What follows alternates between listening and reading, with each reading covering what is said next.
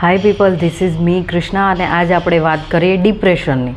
તો ડિપ્રેશન છે એ શું છે? તો આપણા ઇન્ડિયામાં હજી એની એટલી બધી કેર અને એની વાતો કરવામાં નથી આવતી અને લોકો જે ડિપ્રેશનમાં અને જે એન્ઝાયટીના શિકાર થાય છે એના વિશે વાતો નથી કરવામાં આવતી અને એવું કહેવામાં આવે છે ડિપ્રેશનને એવું થોડી કાંઈ હોય.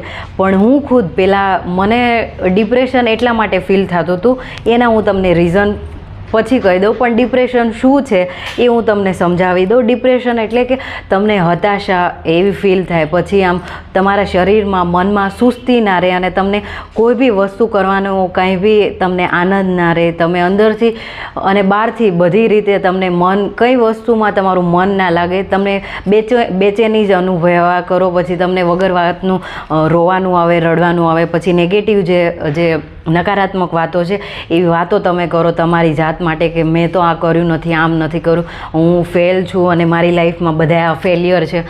તો એને ડિપ્રેશન કહેવાય. અને પછી તમે બીજા લોકો સાથે એ જ વાતો કરો, નેગેટિવ વાતો, તો એને ડિપ્રેશન કહેવાય. અને હવે હું મારી વાત કહું કે મને ડિપ્રેશન હતું ત્યારે એટલા માટે હતું કે મારી સીટેટ હું પાસ હતી, મારી નેટેય પાસ હતી અને જ્યારે હું જુનાગઢ મારી એક્ઝામ મારું ઇન્ટરવ્યૂ હતું અને ત્યાં પ્રોફેસરની જોબ હતી.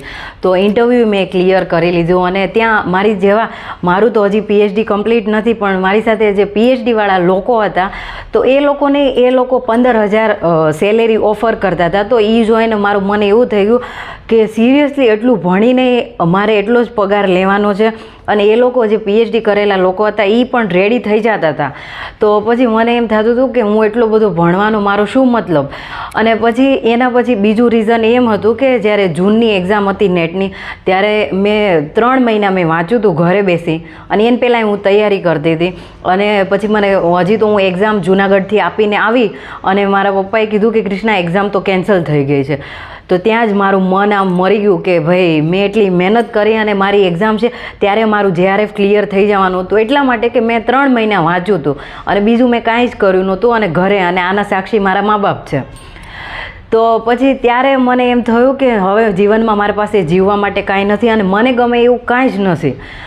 તો એટલે મને ડિપ્રેશન ફીલ થતું હતું. પણ હું પાછી હવે ફરીથી હું એમાંથી બહાર આવી ગઈ અને મને ખબર છે કે ડિપ્રેશન છે એમાં આવું આપણને એકલા રહેવાનું ને એવું ગમે, પણ આપણે એવું કરવાનું કે આપણે આપણા ફ્રેન્ડ સાથે, આપણા જે લોકો છે એમની સાથે વાતચીત કરવાની, કસરત કરવાની, મેડિટેશન અને થેરેપી પણ લઈ શકો છો. તો આના વિશે લોકો છે એ વાત નથી કરતા, પણ આના માટે જેવી રીતે બીમારી શારીરિક છે એમાં માનસિક બીમારી છે. તો તમે આના ઉપર ધ્યાન દેજો. ધન્યવાદ.